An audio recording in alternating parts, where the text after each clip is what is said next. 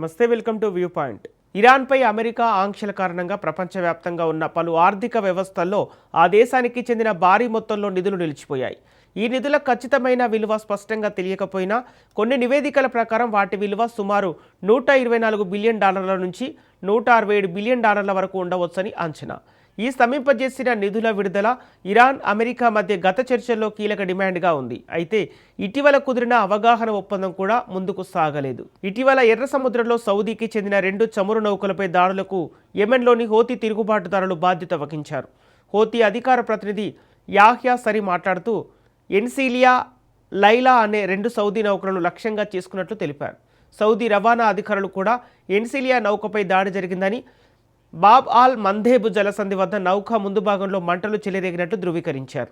Iran కూడా హర్ముజు జలసంధిలో నిబంధనలు పాటించని వాణిజ్య నౌకలను లక్ష్యంగా చేసుకుంటుందని అమెరికా ఆరోపిస్తోంది. అమెరికా ఇరాన్ ఘర్షణ ఇప్పటి వరకు ప్రధానంగా సైనిక దౌత్య స్థాయిలో కొనసాగింది. అయితే తాజా పరిణామాలతో ఆర్థిక ఆస్తులు కూడా ఈ పోరాటంలో కీలక ఆయుధాలుగా మారుతున్నాయి. ఒక దేశానికి చెందిన విదేశీ నిధులను మరో దేశం నష్టపరిహారాల కోసం వినియోగించడం అంతర్జాతీయ చట్టపరంగా కొత్త చర్చలకు దారితీయొచ్చని నిపుణులు చెబుతున్నారు. అమెరికా మాత్రం తన చర్యలను సమర్థిస్తూ తమ వాణిజ్య ప్రయోజనాలు, నౌకల భద్రతకు జరిగిన నష్టాలకు బాధ్యులను జవాబుదారీ చేయటమే లక్ష్యమని చెబుతోంది. న్యూయార్క్లో కత్తిపోట్ల కలకలం ఇదిలా ఉండగా, అమెరికాలోని న్యూయార్క్ నగరంలో జరిగిన 2 కత్తిపోటు ఘటనలు కూడా చర్చనీయాంశంగా మారాయి.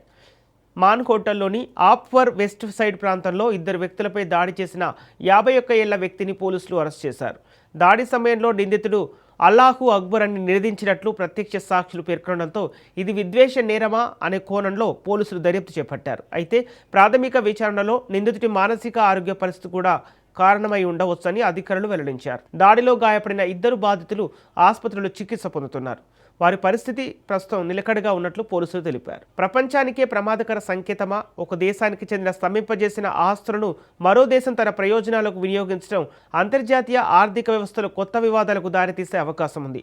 అమెరికా తీసుకున్న ఈ నిర్ణయం భవిష్యత్తులో ఇతర దేశాల విదేశీ నిధుల భద్రతపై కూడా ప్రశ్నలు లేవనెత్తుతుందని నిపుణులు అభిప్రాయపడుతున్నారు.